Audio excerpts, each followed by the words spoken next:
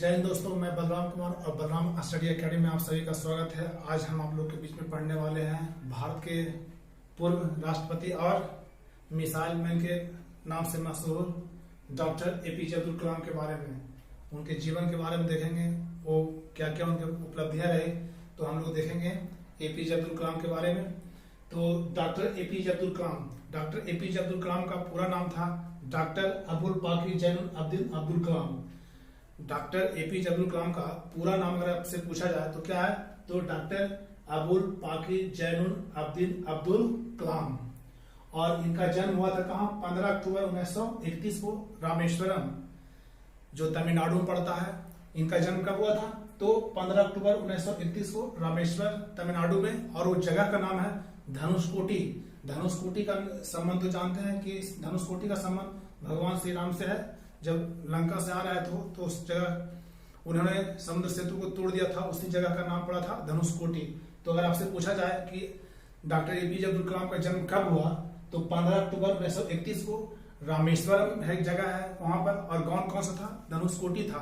और वो एक मुस्लिम परिवार से संबंध रखते थे और उनके मुस्लिम परिवार वो अंसार परिवार से संबंधित रहते थे। अंसार परिवार किस परिवार से? अंसार परिवार से संबंधित है।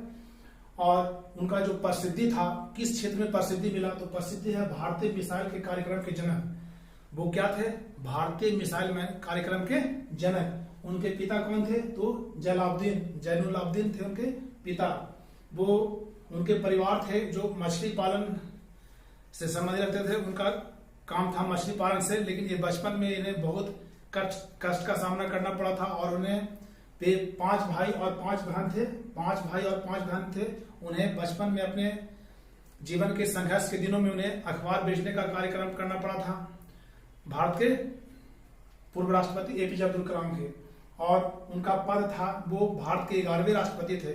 उनका पद था, वो भारत के 11वें राष्ट्रपति थे। और वो जो राष्ट्रपति का कार्यकाल था वो 25 जुलाई 2002 से 25 जुलाई 2007 के बीच में रहे थे। कितना उनका कार्यकाल था? अगर ये क्वेश्चन पूछा जाए कि डॉक्टर एपीजे अब्दुल कलाम का राष्ट्रपति का जो कार्यकाल था, वो कार्यकाल था 25 जुलाई 2002 से 25 जुलाई 2007 के बीच में रहा था। उनकी प्रारंभिक शिक्षा थी वो गांव पर ही हुई थी। प्रारंभिक शिक्षा गांव पर ही थी।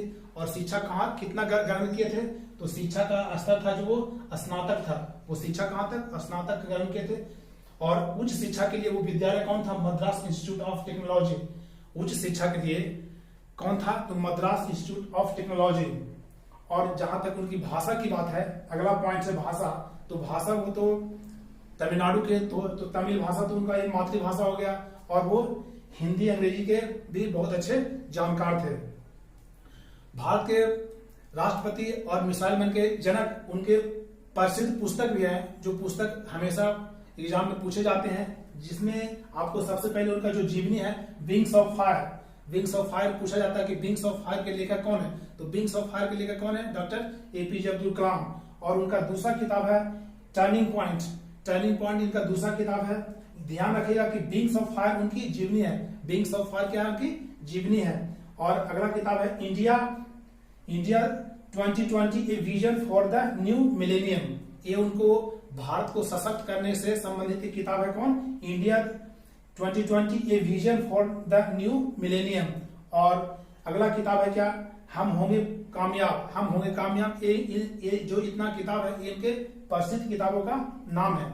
और उनसे पूछा जाएगा कि उनके पुरस्कार और उपाधि क्या क्या प्रदान किया गया है, तो उनको डॉक्टर के अलावा बहुत सारे पुरस्कार से संबंधित प्रदान उन्हें किए गए, लेकिन उसमें से है सबसे बड़ा है कौन? भारत रत्न। तो भारत रत्न उन्हें कब दिया गया था? तो 1997 में।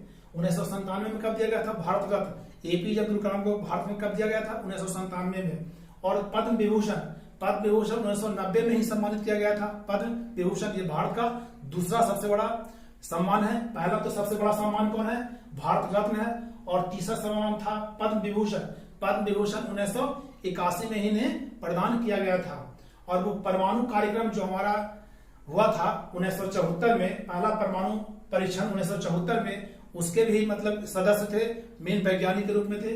और दूसरा परमाणु परीक्षण 1998 में राजस्थान के पोखरण में हुआ था। उसमें वो भी उसके मेन सलाहकार थे। उस समय भारत के प्रधानमंत्री थे भारत के प्रधानमंत्री श्री अटल बिहारी वाजपेयी, और उनका मृत्यु हुआ था 27 जुलाई 2015 को शिलांग में। 27 जुलाई 2015 को उनका मृत्यु शिलांग में हुआ था। उसमें वो दीक्षांत समारोह में शिलांग में दीक्षांत दे रहे थे वैज्ञानिकों के संबंध में। उसी समय में हार्ट अटैक के कारण उनकी मृत्यु हुई थी। कब उनकी मृत्यु हुई थी? 27 जुलाई 2015 को। उसमें भारत के प्रधानमंत्री थे अभी जो कैबिनेट में भी है, जो 2014 में, डॉक्टर नरेंद्र मोदी।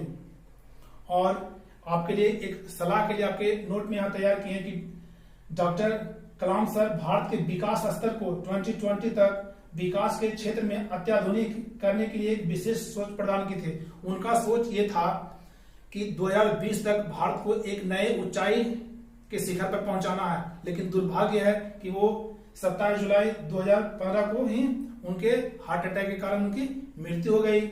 और अगला पॉइंट है कि डॉक्टर कलाम सर भारत सरकार के मुख्य सलाहकार, वैज्ञानिक सलाहकार थे। जो जितना भी वैज्ञानिक कार्यक्रम हुआ उनके रहते हुए वो उनके मुख्य वैज्ञानिक सलाहकार हुआ करते थे। कौन? Doctor APJ Abdul Kalam. तो आशा करते हैं कि हमारे द्वारा दिए गए भारत के पूर्व राष्ट्रपति और भारत के मिसाइल मैन के नाम से जनक एपीजे अब्दुल कलाम के बारे में आपको अच्छी जानकारी मिल गई हो। वीडियो अच्छा लगे तो लाइक, शेयर एंड सब्सक्राइब जरूर करें। जय हिंद।